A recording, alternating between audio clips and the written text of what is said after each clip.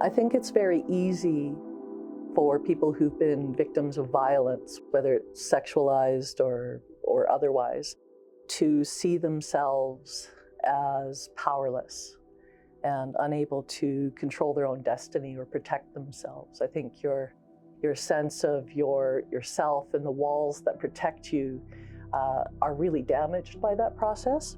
And so I wanted to convey an image where a woman in particular, and one that had been sexualized by the media in particular, was sort of reclaiming her right to stop with the hand gesture, but also that hand gesture creates power in itself. I wanted to display a woman who was reestablishing her boundaries and reclaiming her right to be herself and a powerful person.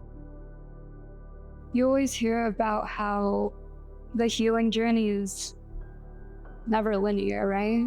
So with that juxtaposition of wanting the freedom of self-identity versus feeling the captivity of internal and external threats, I display that juxtaposition by combining static shapes with organic shapes and muted colors with rather bold colors as well.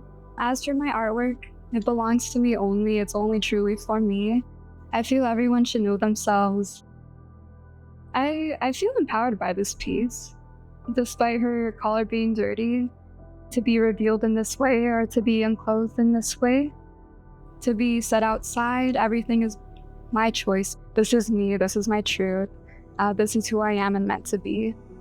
Getting divorced and going back to my maiden name may not feel radical to someone else, but for me, I was raised very conservative in the church, also in a cult. And so I have kind of that ideology that I've been coming out of and deconstructing and all that. With that, it was very patriarchal, the woman stays at home, their whole purpose is to have babies and serve their husband and everything. So I feel like the realization that it's my choice and nobody gets to tell me what I get to be called, to claim my own identity, is very powerful for me.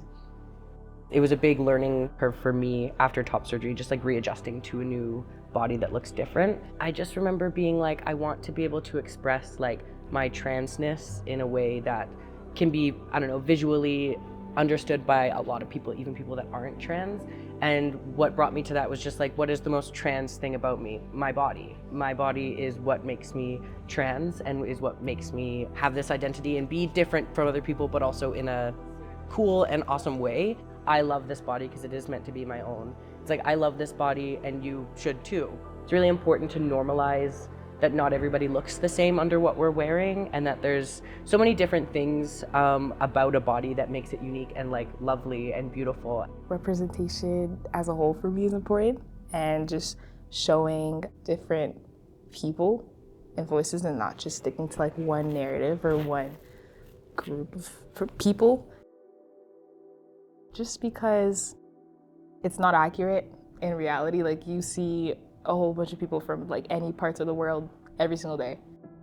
I kind of just tried to be more intentional about just looking at people, which might sound weird, but like I was just kind of looking at people and just like seeing who I see around me a lot. And I do have like a lot of other Black girl friends, and I was just kind of looking at them and seeing their features and seeing their hairstyles and seeing their outfits, and I could see kind of myself in them in a way.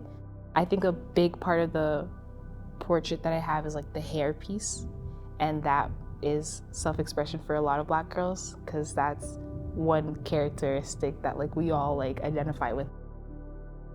The original inspiration was that kind of like TikTok trend of like, oh, would you still love me if I was a worm?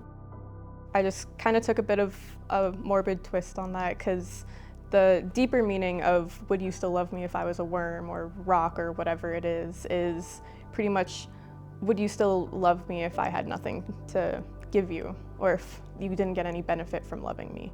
In the piece itself, it has like a rabbit running away from the gravestone, and I chose to do that because I kind of saw it as like a longing for that unconditional love, but the fear of fully committing to it. I really wanted to have that balance of love and fear and life and death, because there's always going to be a balance. That balance is kind of something that we all need to learn how to accept, and to be able to see that unconditional love being given to you, or it possibly being given to you, and being able to take a step forward into it without running away in fear. I hope it just like makes someone feel seen or heard in a sense. I just hope that it makes any other Black girl across campus see it and be like, hey, like, I love this. I want to be able to display my like queer joy and radical trans love in galleries where it's not even necessarily the theme. I think it should just be something that there's a space for everywhere. I really hope that other people who are in the process of reclaiming their own power, their own identity, can relate to it and feel, from my experience, that they can go out on a limb and make that change and express who they are. No one knows your truth better than you do. No one knows your experiences better than you do. And I don't think that people should rely on other people's beliefs of your experience in order to confirm if it happened or not. I think it's important to forgive yourself and to treat yourself with kindness and compassion in order to move forward. Persist. Persist, because it gets better. Everything gets better, and you know, as you get older, you get to look back with some wisdom and some strength and be able to help yourself and help others. So persist.